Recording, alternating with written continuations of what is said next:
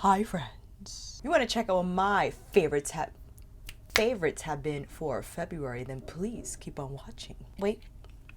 It's a little too glary. Hi, my name is Alicia. If it's your first time here, thank you so much for clicking on my video. Kinky Sweat stands for my kinky hair and sweat life. I am a fitness professional who loves things all movement and booty. You want to check out what I do in between the makeup, so you can head over to my Instagram. Finally, sat down, gathered all the favorites I've encountered this month. And as always, I forget to write down throughout the month what those favorites are. And I always end up scrambling to remember the items, the tools, the makeup, the skincare, the albums. But I think I managed to grab the standout products for me this month that just really radiated my life. They just put so much joy and delight into my daily routine. And heads up, of course, as you know, if you don't know, timestamps will be down below next to each item I speak about in the video if you wish to scan that list and just pick out whatever piques your interest the most. And we'll also have a little bit of demoing in this video, just dabbling in some products that I considered favorites and perhaps just wanted to show you them in action. Let me get my list because I will forget things. First off is a tool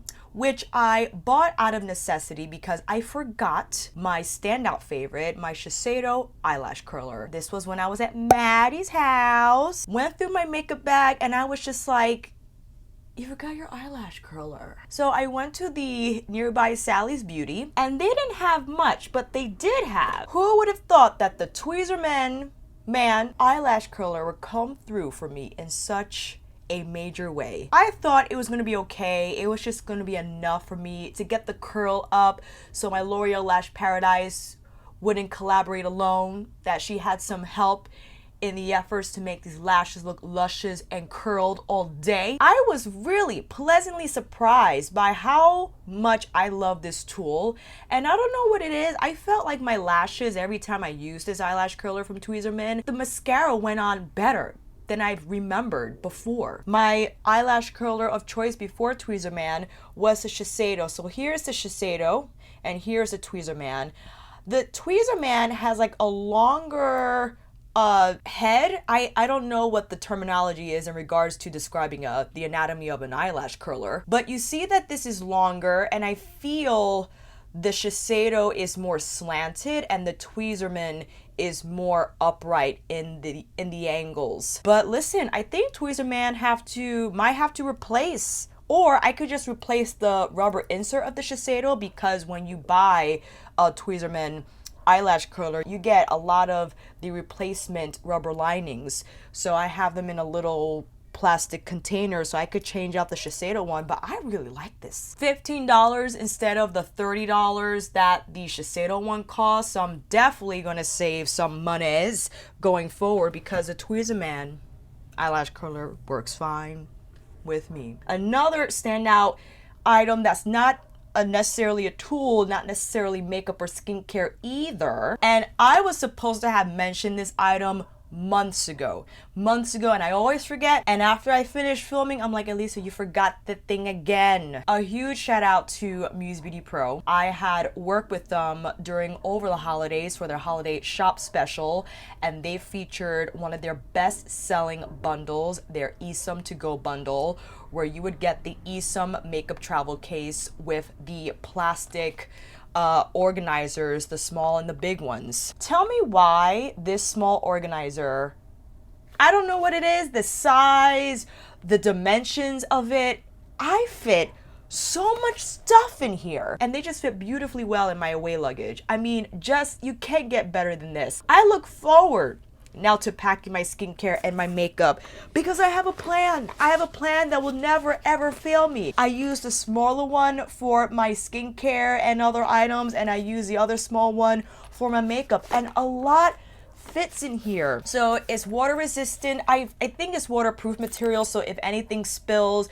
it's easy to clean up. But my most favorite feature, which is the simplest one, is that the lid is clear and I can see what I have in there. Because despite the fancy schmancy makeup bags that I sometimes love to have, right?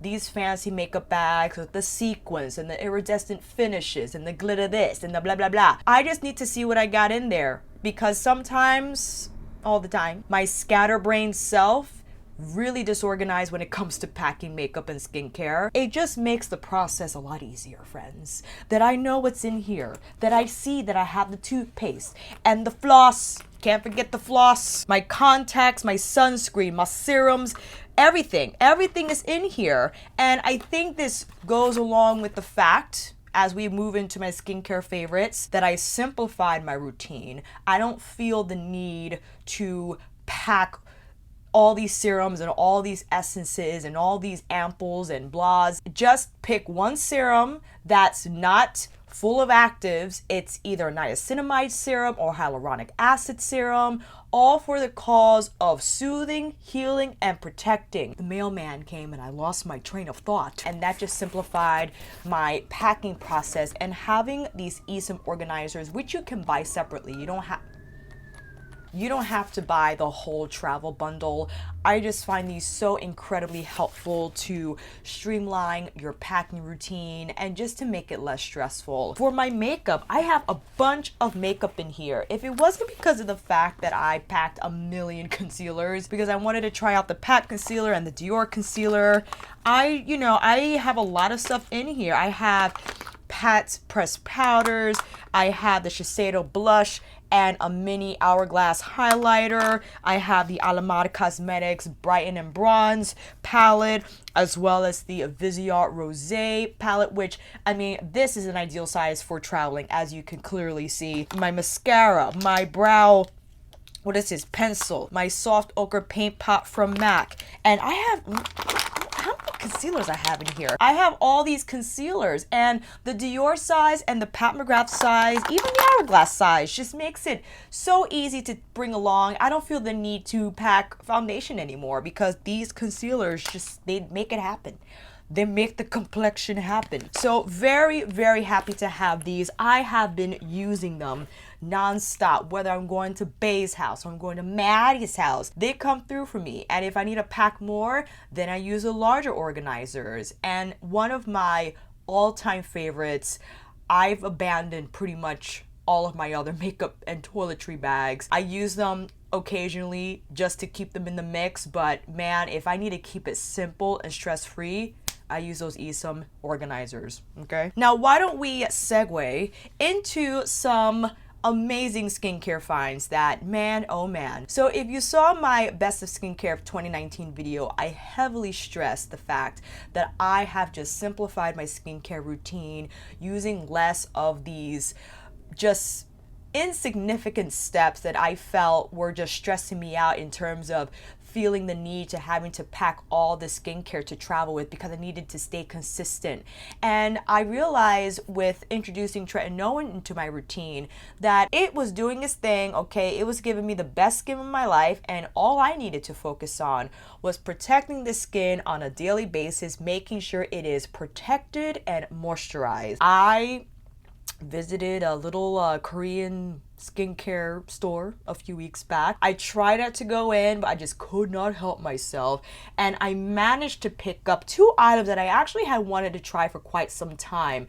This is from the Etude house, and they have different lines within the Etude house brand, the Jung brand. Now, I picked up two of their products. I'm sorry it's so bright and it's very hard to focus.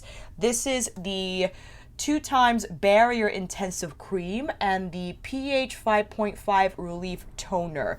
Now, like I said, I was using the tretinoin maybe like 3 days a week, and I just wanted to make sure my skin was well maintained, it was soothed, there was no inflammation, no sensitivity happening. And this product line, the Jung line, is all about that soothing, healing, and protecting. I have the product page pulled up here on SoCoGlam.com, which these are sold on as well. If you want, I could drop those affiliate links down below. Thank you so much for even considering. The 2x Barrier Intensive Cream, panthenol, vitamin B5, madecassoside, Centella asiatica. What I wanted to make sure though is that it had an occlusive, and the occlusive here is shea butter. What an occlusive ingredient does is slow down transepidermal water loss. That's when the water molecules, what your hyaluronic acids and all your humectant serums do in retaining that water, and that occlusive therefore makes sure it does not evaporate from your skin. So I made sure that it had an occlusive because all these other things are great, but I just wanted to make sure that it was going to actually moisturize my skin. And alongside the healing ingredients here, it's fragrance free and it's no fuss, no muss. I especially like the design. It's in a tube. This retails for $18, so not too expensive, but not drugstore either. I feel it's right in the middle. Not only does it have the flip cap, but it also has this turn lock mechanism that I feel reinforces the protection in making sure if you do travel with this tube that this doesn't fly open and it just squeezes out everywhere. So I really like that design feature. As for the relief toner, I have a page for that as well. This retails for $15.60, so along the same lines. It is in that same Soon Jung line. No fragrance, no artificial color, and again, B5, Madagascar, Centella Asiatica, and not that you need a toner. Now, back in the day, toners were introduced into skincare routines because people were using like hardcore soap that will leave like this crazy film on their skin, and they needed to use a solvent of some kind to remove that soap scum from their face. But now our cleansers have just been so technologically advanced in terms of formulation and role that no longer is it necessary to use a toner. My insistence in using one just comes from the fact that I wear makeup every day, and to ensure that everything is off my face, I just go in with a final toner step.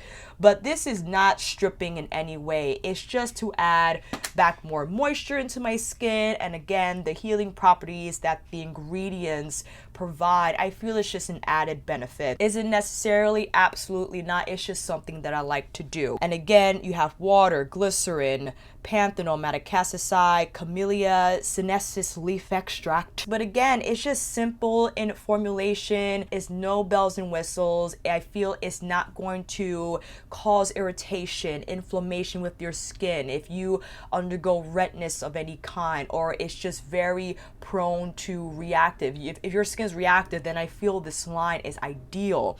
And again, if you're using actives in your routine like tretinoin or anything that could be very irritating to your skin, these products I feel are just optimal for, again, soothing and healing and ensuring that your skin will not react in any way. The last thing that I picked up from this store, I know I was so mad at myself, is the, I don't know how to pronounce this because it's Instree, the Spot Saver Mugwort Ampoule. This one is a little more expensive. I believe, excuse me, what happened to my page? This is for $38, so this is definitely more on the expensive side.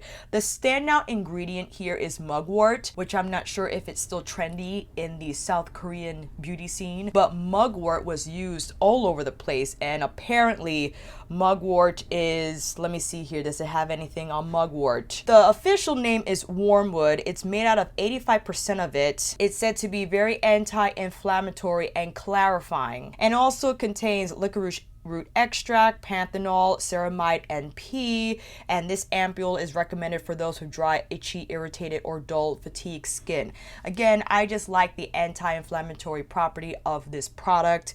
I just thought, you know what, why not? It wouldn't hurt. The first ingredient listed is the mugwort extract, followed by glycerin, butylene glycol, glycerith 26, erythritol, betaine, licorice root extract, calendula. Again, I just wanted to try it because mugwort was hailed to be anti-inflammatory, anti-sensitizing, very calming to the skin, very healing to the skin, and I'm all about that. So, but I have to say though, my most favorite item out of the three that I presented has to be the Barrier Intensive Cream. It is just, it's like CeraVe for me 2.0. It's so soothing and lightweight at the same time.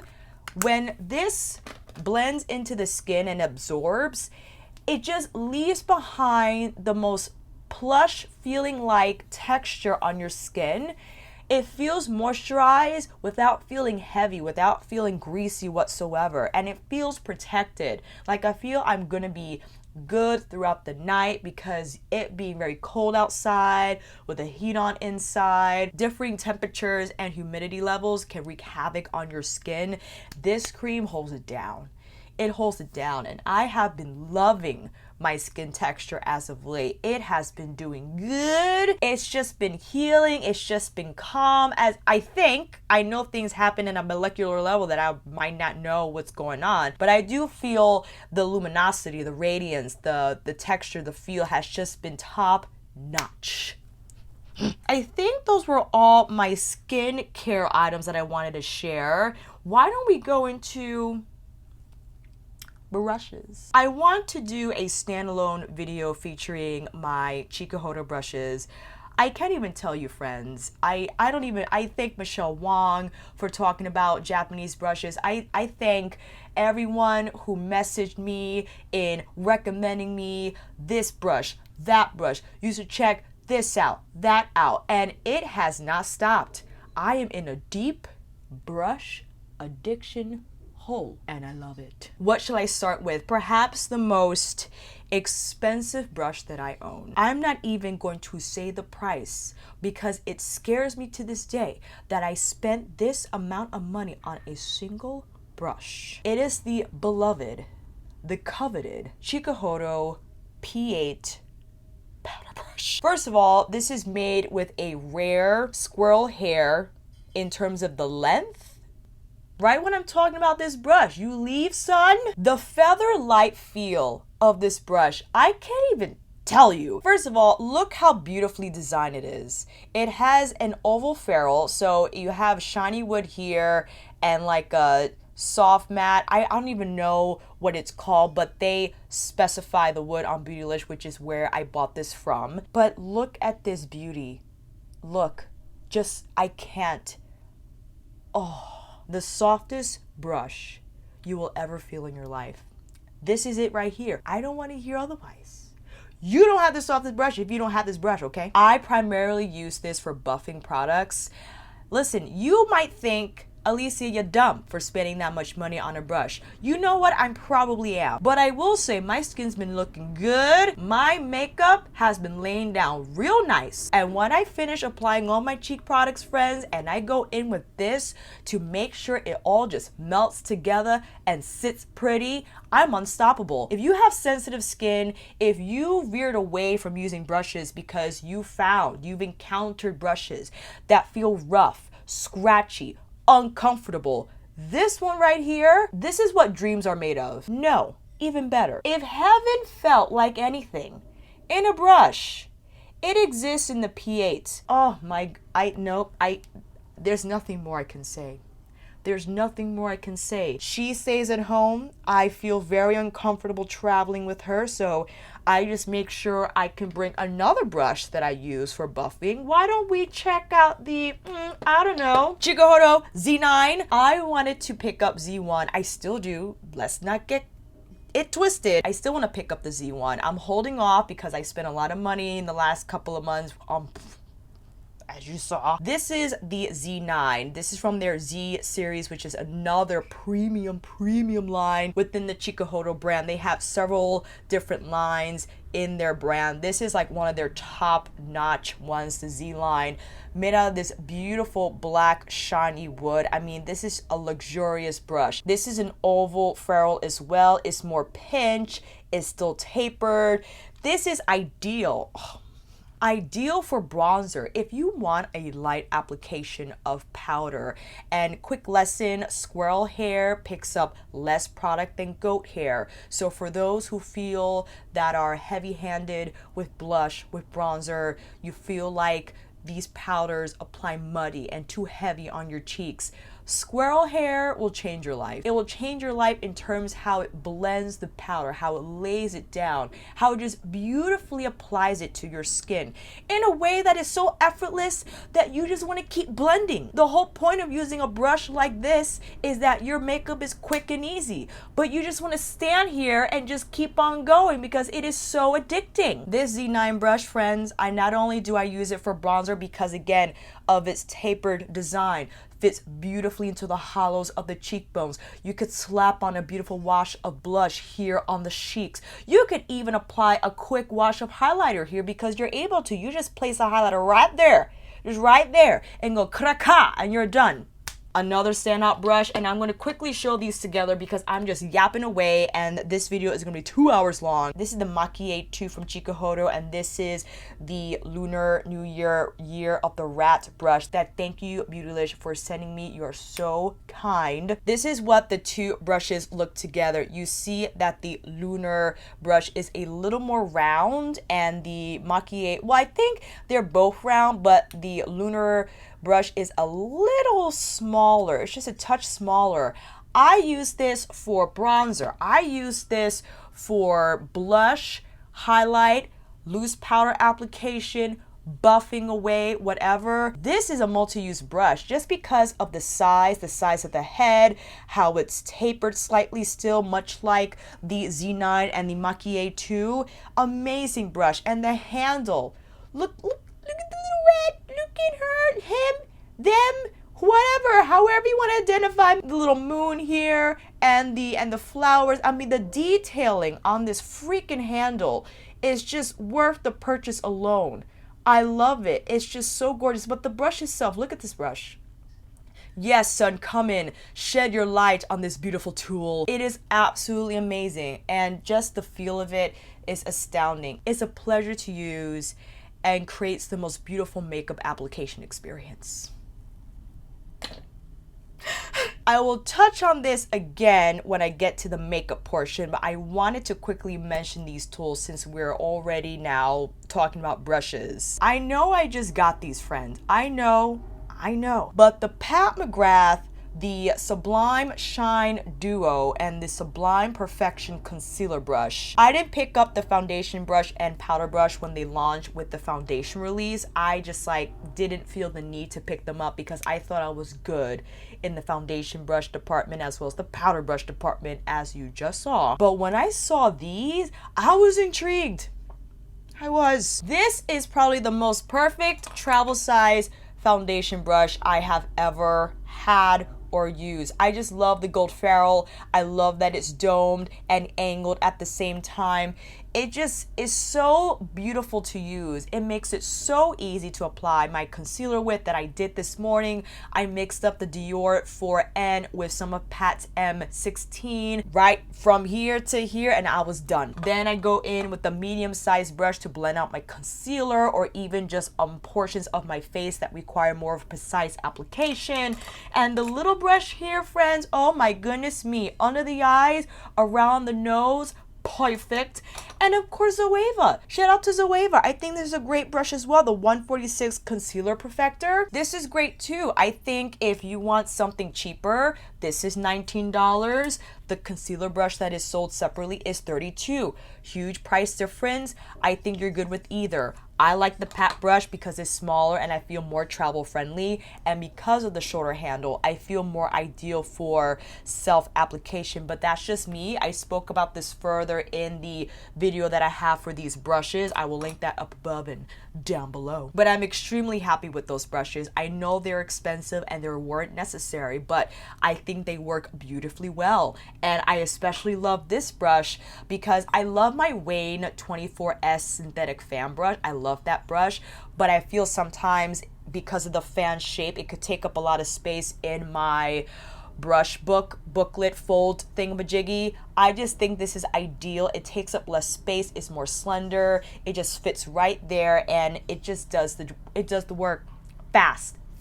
I love Pat's concealers. What can I say? I go over the differences thoroughly between the Dior, between the Hourglass, and between the Shiseido. I filmed vlog style 8-hour wear tests with each concealer, and I laid down my observations in terms of which concealer I thought was best for what skin type and condition. I feel that Dior is great for drier skin. I feel the Pat is good for normal to oily. I love Pat's concealer simply because of his soft matte dry down finish, but the fact that it is so creamy and it has beautiful coverage.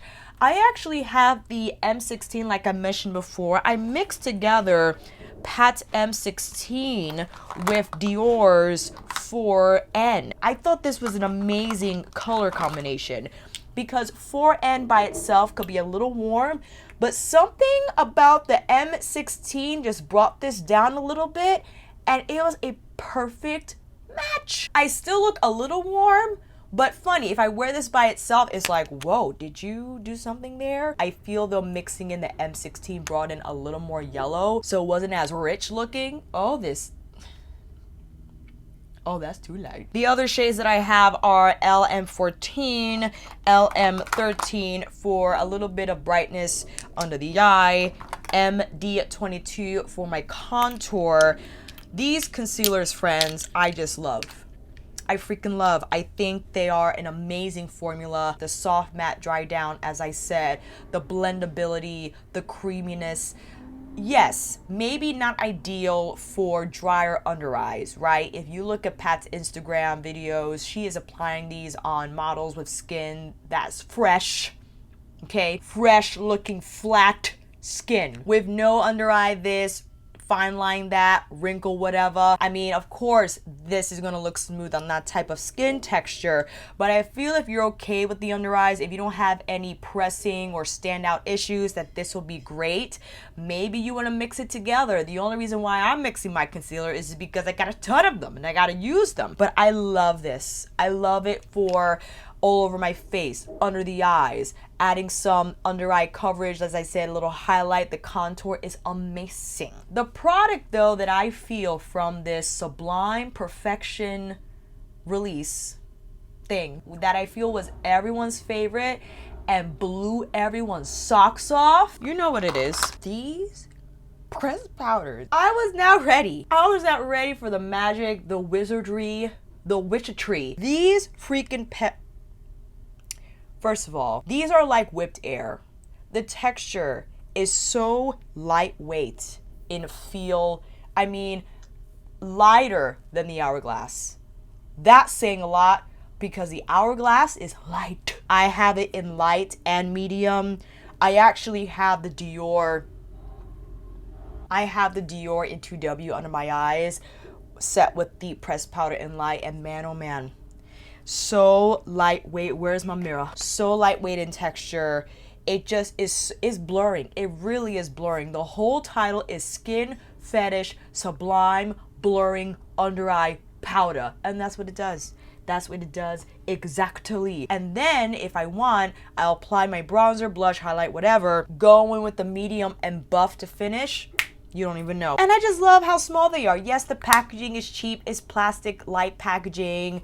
You could go on about, oh my God, are you spending money? And I don't care because the product itself is extraordinary and I feel worth the price. For me, you do what you want, okay? I also wanted to bring up Linda's Infinity Filter Loose Setting Powders. I haven't used these extensively, but when I use them, I really like them. I have the light and medium like I do with the Pat McGrath pressed powders. These have a similar feel, that they feel very lightweight, like it's very airy, almost like the Milk Makeup powders, but I feel these are even more airy. Lightweight in texture, you could use them to buff, to set, however you like to use your loose powders. I love the size of them. I picked these up during their flash 50% off sale they had on Linda's site. I just like to have different powder options. Wasn't necessarily absolutely not, but I think these are phenomenal because I also tried Jordan Liberty's technique, not his personal technique, but what he presented in Why He Doesn't Bake video that Robert Welsh recommended to us, to set your moisturizer first and then go in with your makeup. I set my sunscreen with the Infinity powder and it really does help keep the makeup last throughout the day and you just look airbrushed and blurred all day. Amazing. And since we're still on the topic of complexion, this Shiseido powder foundation, who am I? Who am I to be wearing powder foundation in the first place? I was not ready for this formula. First of all, I don't even wear powder foundation. You know, you see my description boxes for the last couple of months. I'm only wearing concealer and liquid foundation, baby. With my Charlotte Tilbury Hollywood Flawless Filter, that has been the routine. Okay, that's been the routine. And I saw this powder foundation and the reason I picked it up because I was so impressed by their Synchro line. all the way from their foundation, which I still use, through their concealer and their loose powder and their pressed powder, their blushes, the whatever. That whole Synchro Skin line is outrageously beautiful. So when I saw they were coming out with a powder foundation, I just had to be a part of that. I had to be a part of that experience. And let me tell you something. I'm going to put some on right now, actually, with my Z9. I like to use a squirrel hair brush because since it's going to pick up less product, if you don't necessarily want a whole lot of powder foundation, if you're one to maybe use it to lightly set your foundation, if you want just a little more coverage, but you don't want to lay it down too heavy, then use a squirrel hair brush. If you want a little more, then the Face One, for instance, from Sundaze will be great to buff that product in. But it's so great, especially if you use the concealer to spot treat whatever discolorations or imperfections you want to shield to cover. Then you can go in with the powder foundation just to add a little more coverage and to zhuzh everything together. I freaking love this powder. Love it. I don't have the Makeup Forever, so I can't compare it.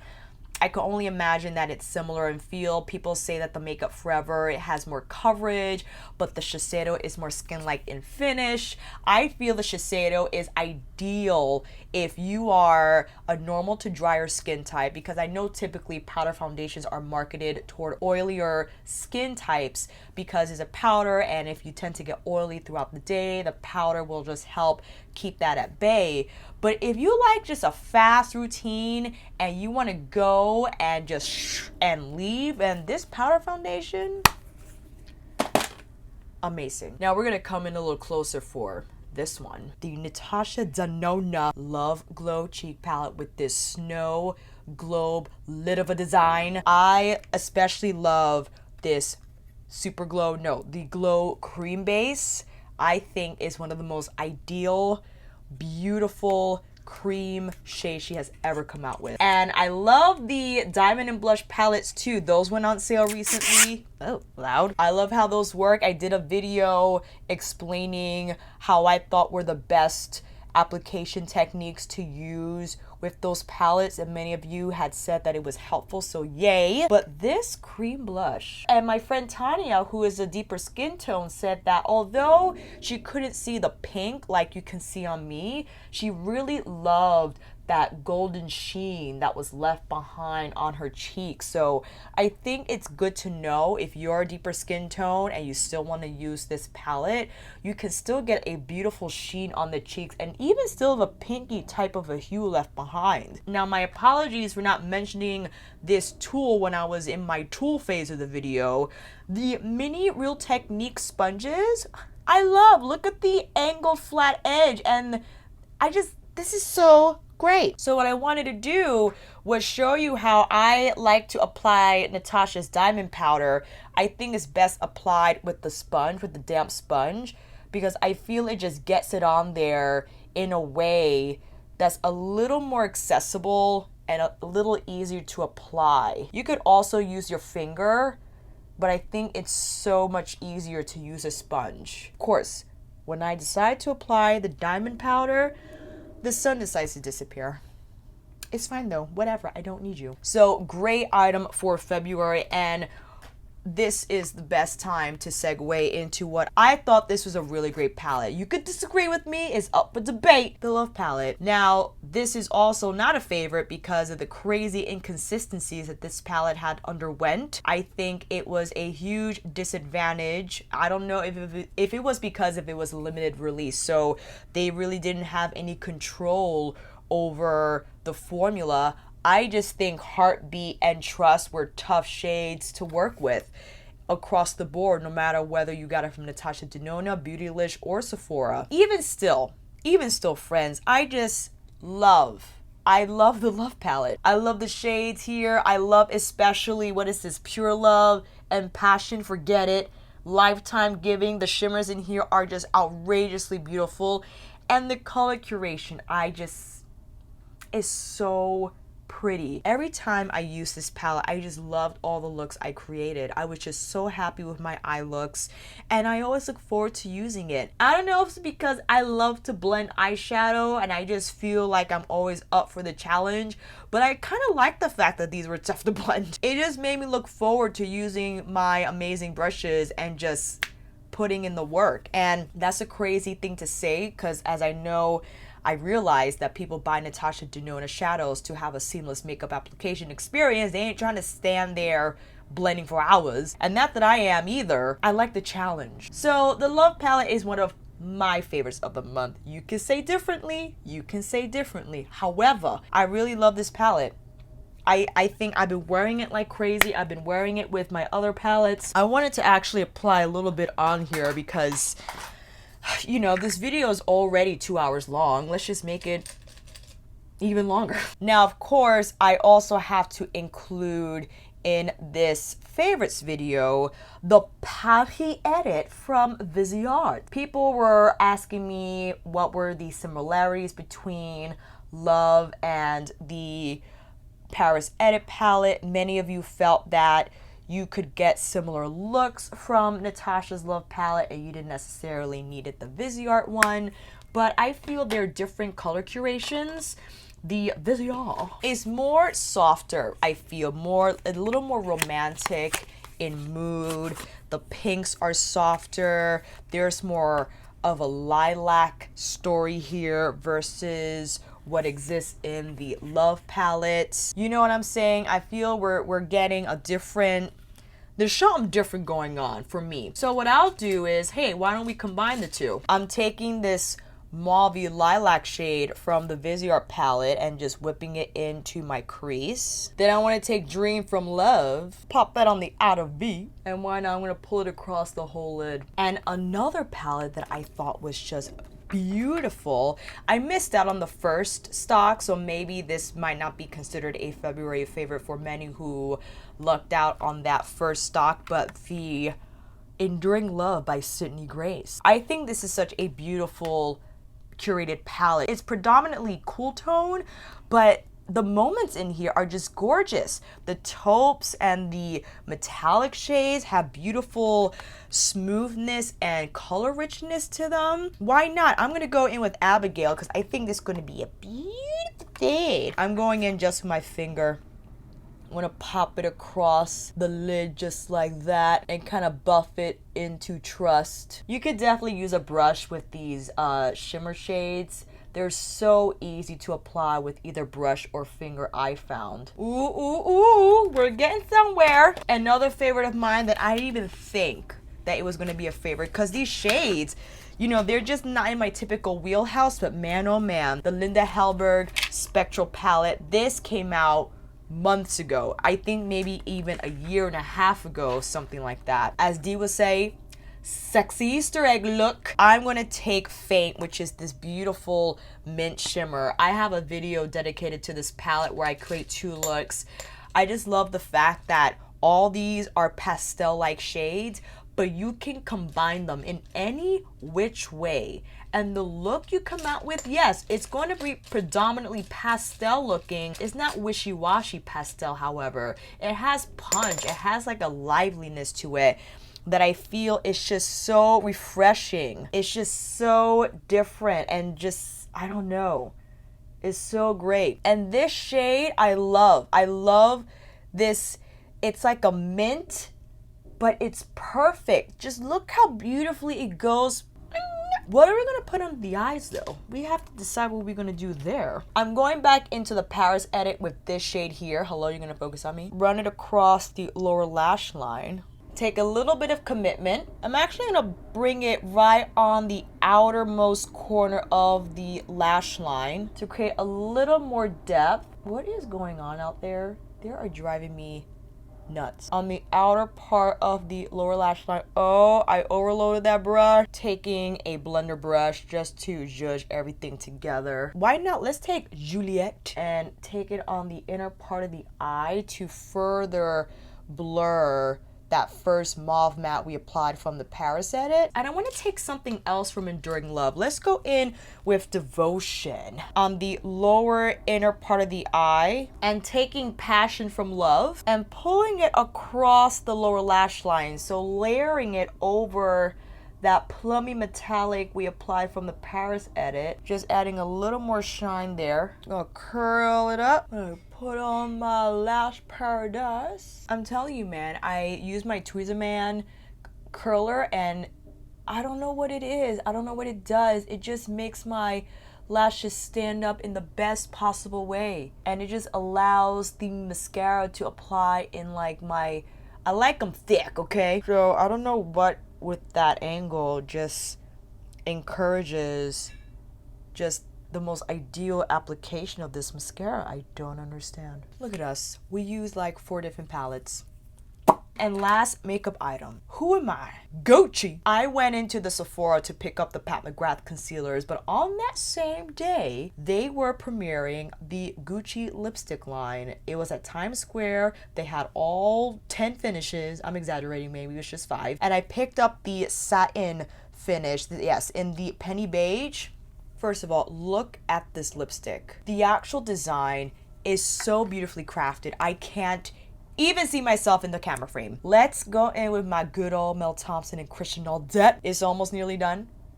I'm winding down. I gotta get another one. This penny beige shade. You know you're ready. Look at this freaking nude. I didn't need another nude. I have 3 Natasha Denona I Need a New lipsticks. I have, what else do I have? I have my Charlotte Tilbury Hepburn Honey. I got my Pat McGrath For Real. I have Beauty from Mel Thompson and Christian Aldet. I have a lot, but this I needed too. And I don't know what it is about the color. It's brown without looking too peachy and not being so beige that it looks white cast on me. Amazing lip color. I have been using this non-stop fam. I mean, it's wearing down. I have some time left with it, but woo-hoo-hoo-hoo-hoo. I mean, look at this lip. Look at my lips. We can't finish without some jewelry and lifestyle. These are from Aberline. Is it Aberline or Aberline Belle designs that I picked up from the Peachy Sundaze website. So Peachy Sundaze is another brand alongside the Aberline Belle. They are based in Australia.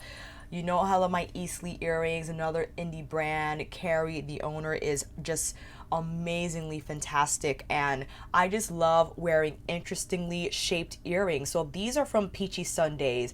I just think they are so cool. They are definitely a conversation starter, and I just like wearing earrings that I don't see on the regular, that they're not mainstream, that people will ask me, where did you get those? You know what I'm saying? These are a Peachy Sundaze design. This is a Aberline Belle design. They're so lightweight. They don't feel like anything. The only reason why I might feel is because this might hit the jaw a little bit, but other than that, I love how lightweight they are, but they are stand out. They definitely make a statement, and they're just, you know, they make me feel so chic and pretty. So I will definitely leave the links down below. Don't be too upset with me because she just had a restock on her site. Since it was 7 p.m. Australia time, I had to wake up at 4 a.m. my time. You better know I set my alarm. I rolled over, went on the website, and let me tell you, while I was checking out, one of the pairs I had in my basket sold out. It was a Sailor Moon moment. So I picked up 9 pairs. I had my eyes on quite a few because on the first release, I was late, and then when I went on her website, a lot of the designs were sold out, so I didn't want to miss it this time. I picked up quite a few. I put her website down below. I am sorry in advance that if a lot of them are sold out by the time you visit, but just keep on her mailing list and follow her on Instagram because she will let you know when the next restock will happen. And last but not least, we gotta finish with some music. Now, I've been listening to this freaking album all month. It came out on January 31st. So if you guys don't know the Terrell Show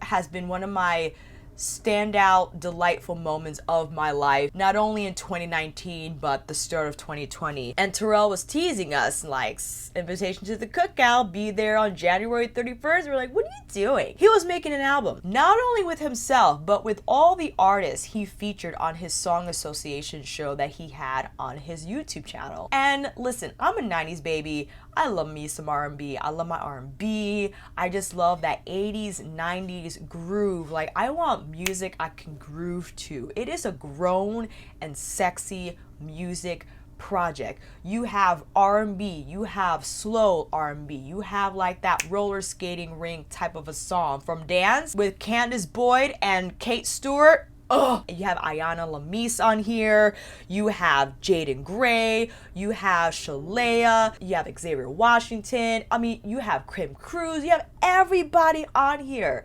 I love this album. Invitation to the Cookout, are you kidding me? I've been listening to this lot. You have gospel on here. And I don't regularly listen to gospel. I'm not particularly religious, but let me tell you, the tracks he got on here, you really just, you are in another place, okay? And so I will put down the Spotify link down below if you want to stream it and check it out. It'll be worth your listen. If you're into those genres or you just want good music in general, you will get an invitation to the cookout. And that concludes, finally, our February favorites video. Let me know what your February favorites have been. It doesn't have to be makeup. It could be anything random sauce, things that really add value to your life, that bring you happiness and joy, that maybe you feel will make someone else happy or make their life easier. Share down below, friends, and we'll mix and match. And that, my friends, is a wrap. Thank you all so much for watching. I hope this video helped. And if you like this video, please give it a thumbs up and maybe consider subscribing to my channel. And until then, I'll see you on here with another review, tutorial, monthly favorites, get ready with me, or Friday night chit chat. Take care and I'll see you again soon.